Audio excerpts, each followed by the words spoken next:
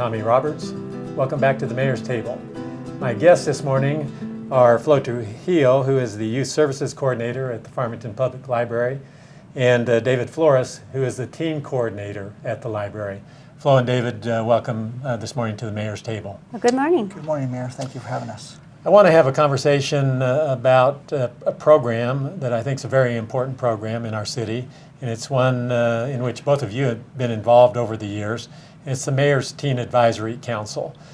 This is a program that was started in 2003 by former Mayor Bill Stanley, and I think it's one of the first of its kind in the state of New Mexico. In fact, I think there have been other communities who have contacted you all and asked about our program, and they've asked about how to get a similar program started in their community. So I think this is a program that we all need to be very proud of, and it's one that I want to inform our viewers about here this morning. So Flo, I'm going to start with you, and let's take it all the way back to 2003, and I think you were there at that time. Yes. And tell us a little bit about why this discussion got started, the discussion about creating an opportunity for teens to be involved more directly in their local government. Well, we wanted, first of all, to create a voice for our teens, and we were starting a new library, so we needed to know what they would like to have in there. But we also wanted to participate in Youth Alliance, which was started, and we wanted to get some representation from our community to serve with our legislators. One of the things that we hear so often in communities, and Farmington's no different, it's a complaint by young people that there's nothing to do in their community. And that they don't have an opportunity to have a voice. David, talk about how this has changed here in Farmington as a result of the formation of the Mayor's Teen Advisory Council. Well, you know, teens have the impression that they don't have anything to do. When they get involved in the Mayor's Teen Advisory Council, they learn leadership skills. They have an opportunity to voice their opinions, to get involved in the community. And I think one of the best things that they get to visit with you. They get to meet you, the mayor, and you listen to them. And so it changes their idea of the city. How's the program structured? In other words, what is the length of the program each year? And generally, what are the kinds of topics that are discussed by the teens? Flo, I'll ask you that question. Okay, it starts in September. It's during the school year, and it's on September on the first Thursdays, and it's at 6:30 at the library in the teen zone. What we had first initially started with was the service learning project from Piedra Vista. So we had Amanda Needon and a few others, Nikhil Krishnaswamy and Josh Sheik, who started this program a long time ago, and so it's youth-led, and we want to make sure that everything is also related to teen issues. David, the group over the years has taken on various kinds of community projects. Would you talk a little bit about some of those? Yeah, over the years they've done, they were involved with the bus pass where they met and they were trying to get access to places around town. And that was kind of neat because it also helped the routes change a little bit. So they were involved in that, and they were involved with you on that as well. They got the bus pass for $15 for the year. And even though we didn't sell that many bus passes, it was an opportunity for them to get involved in the process. We also have had them involved in other activities, art downtown. They've done, they collect hats, scarves, and gloves for the homeless. Currently, the last couple of years, they've been collecting gifts for seniors that are in nursing homes that don't have family to come and visit them, and that's been very. They really like that, and it's a good opportunity for them to give out and see that there is something to do in the community.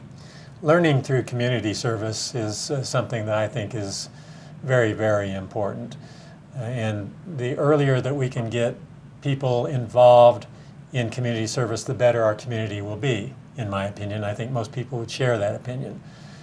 And so I've, over the years, tried to stress that we give young people an opportunity to learn about how things happen in their community. I think it instills in them the desire to be involved, the desire to be informed, And I think the consequence of that is positive.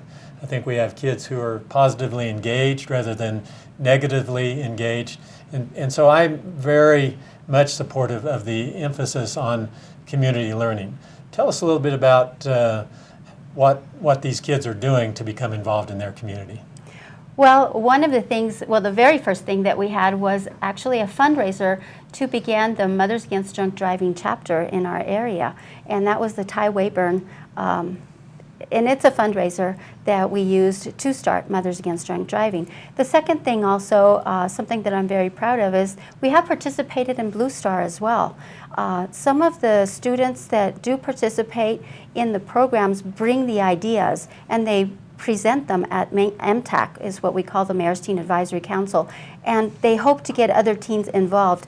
For instance, the bullying, the anti-bullying campaign is really out there every single year that we're trying to address. And these kids are volunteering, aren't they, David? Yes, yeah, they volunteer. And depending on the project that they're involved in, some may volunteer 20 hours for the school year, some may have more hours than that. So normally they meet once a month, the first Thursday of each month. It's an hour, hour and a half. They get together and they meet with all those teens that are there. And we've also had the mayor from Bloomfield that was there, that you invited. So, and that gives them an opportunity to get involved with different projects.